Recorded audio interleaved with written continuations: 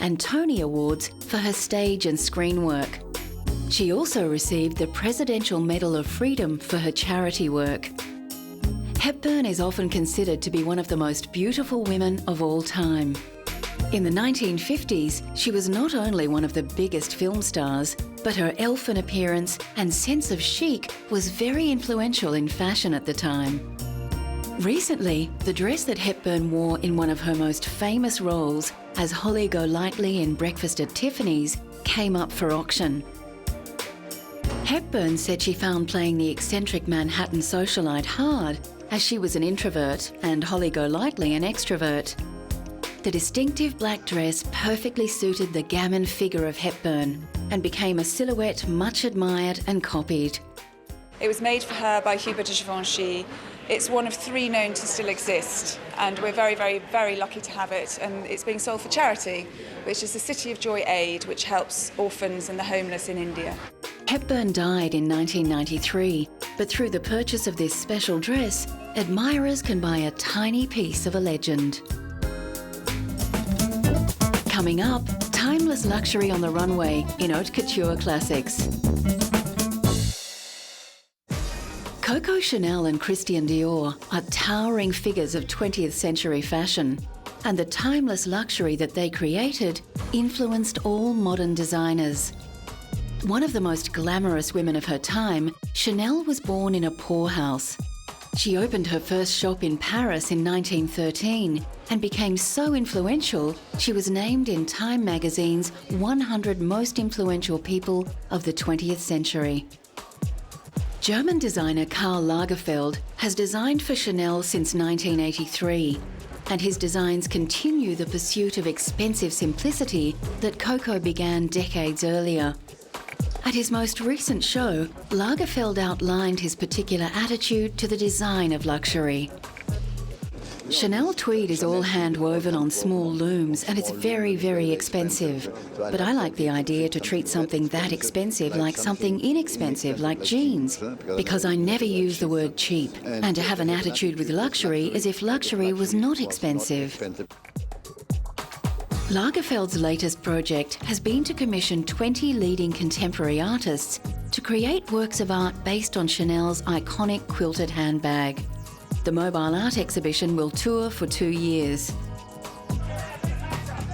Recently, Chanel Diamonds took centre stage in the Plaza Hotel in New York City, where celebrities, socialites and models gathered to celebrate the US debut of 20 one-of-a-kind diamond pieces from the Chanel archives.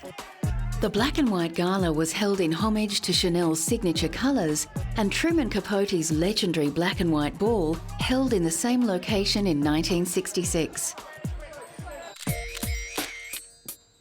Christian Dior began a revolution in dress called the New Look, with luxurious arrangements of fabric that broke with the lean and boxy designs of post-World War II. Under family pressure to pursue a diplomatic career, Dior originally studied science, but he was always drawn to the arts and to fashion. As a student, he sold sketches on the streets of Paris to raise money. The timeless qualities of his beautiful designs were recently celebrated in an exhibition at Berlin's Culture Forum. 180 exhibits showcased the life work of Dior, who died tragically at age 52. Included in the exhibit was the famous black swan dress, which German diva Marlene Dietrich once wore. Christian Dior was one of the early fashion designers who understood how to implement the total look, fashion as a whole. This means that he not only incorporated clothes into his haute couture for his collection, he also designed accessories and intensively dealt with fashion jewellery. John Galliano is the current head of design at Christian Dior. Born in Gibraltar and raised in London, Galliano has been at the Paris fashion house since 1996, and his theatricality and love of seduction has been famously successful for Dior. Here, his haute couture Paris show is faultless in its invocation of beauty, luxury and elegance. The reason why Christian Dior has so much success with Galliano after 10 years is because Galliano brings to the House of Dior his creativity, his modernity, and he respects the heritage of Mr. Dior.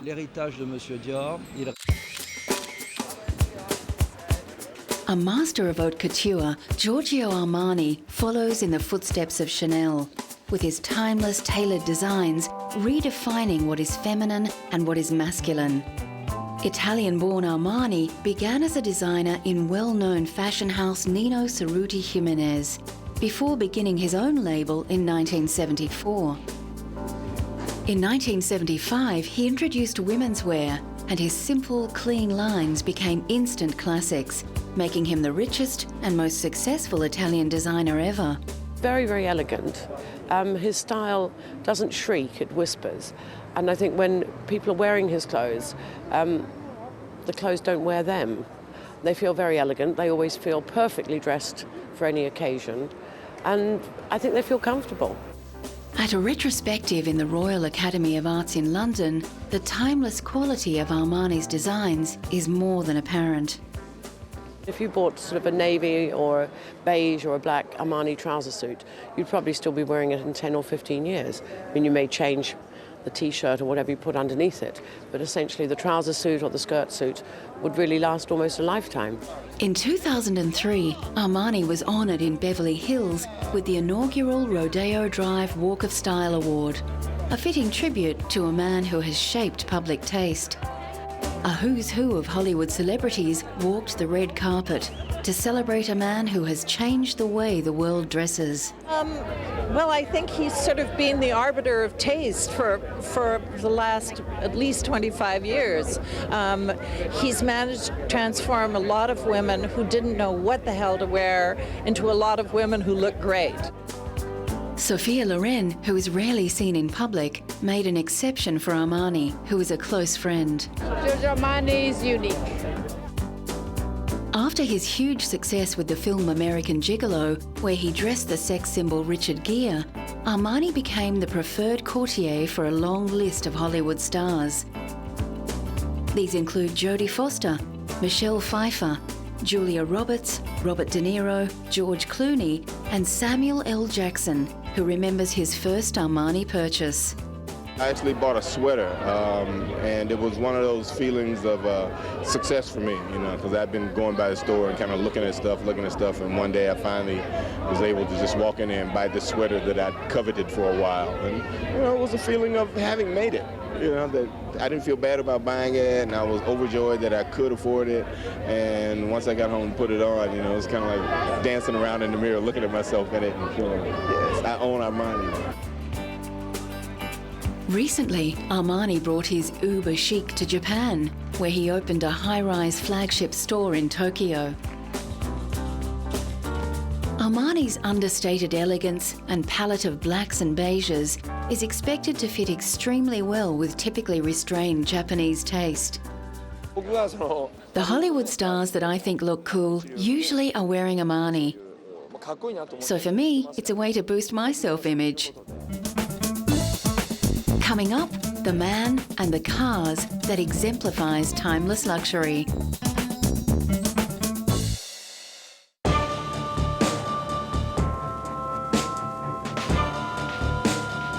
If ever a man and brand defines timeless classics, it's James Bond. Some of the world's most handsome and charismatic men have played 007. The British agent who breaks all the rules, but always gets the villain. James Bond is known for his taste in fast cars, beautiful women, and dry martinis. Over 20 films have been made about his adventures, films that have earned an approximate $11 billion worldwide.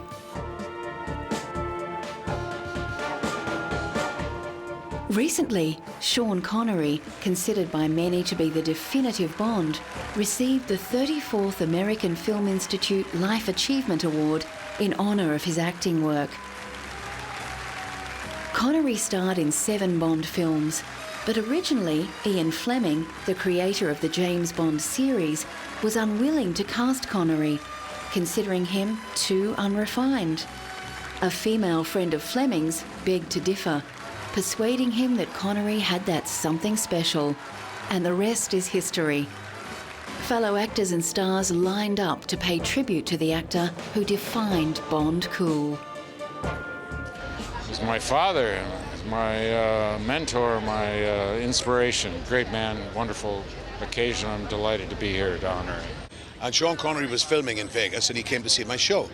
So he knocked the dressing room door and this bodyguard that I had, he looked up and he says, "Yes, Mr. Connery, what can I do for you?" You know what I mean? Like, but you know, so Sean went and lifted him up, my bodyguard, and just placed him over to the right, to the left, his left-hand side, and just walked in. The current James Bond is the British actor Daniel Craig. Craig is the 6th actor to play Bond after Connery, George Lazenby, Roger Moore, Timothy Dalton, and most recently, Pierce Brosnan. Craig breaks the mould for James Bond because he's the first blonde, but his masculine charisma more than qualifies him for the part. Craig's first Bond film, Casino Royale, returns to the very first Ian Fleming book, which details how the secret agent became the ruthless James Bond. I can tell you about this movie, and I'm not going to compare it to any other Bond movie, but this is a new departure, and there is a lot of new things, but a lot of the Bond themes that are still in this. It has to be because we're making a James Bond movie. But wait and see.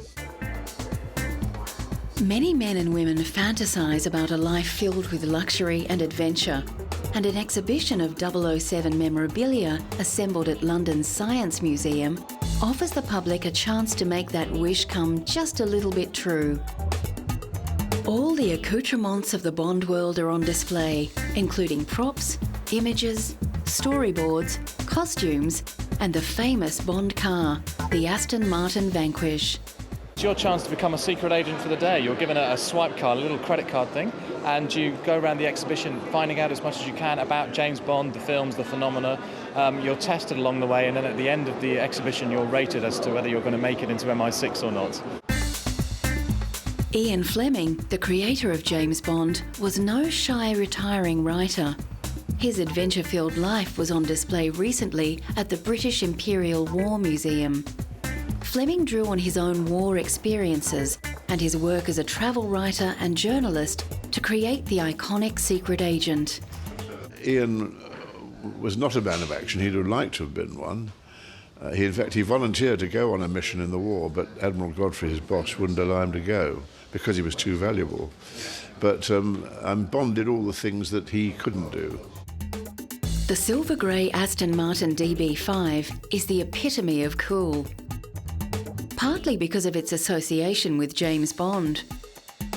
Originally of British build and design, Aston Martins are a luxury performance car, first manufactured in the 1920s.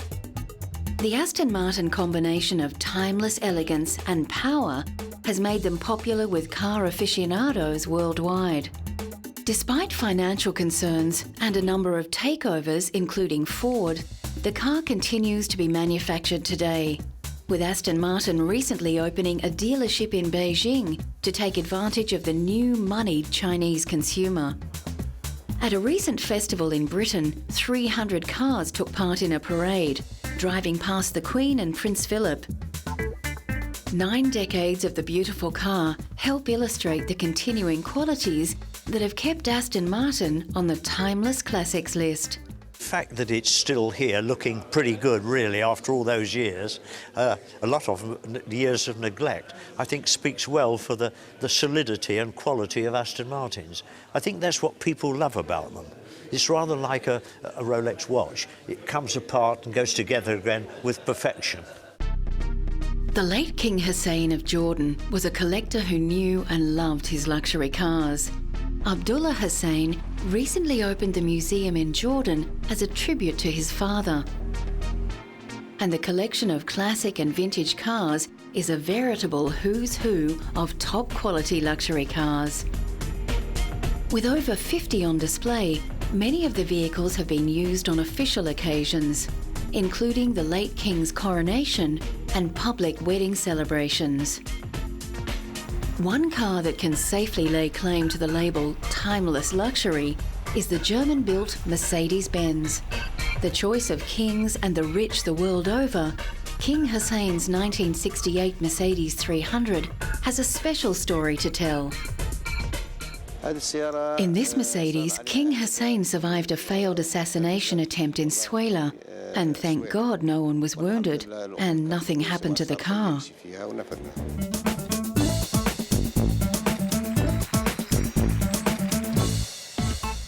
One of the hallmarks of a timeless luxury is that it both maintains its classic features and keeps pace with the modern world. Mercedes are prized for their design elegance and on-road performance.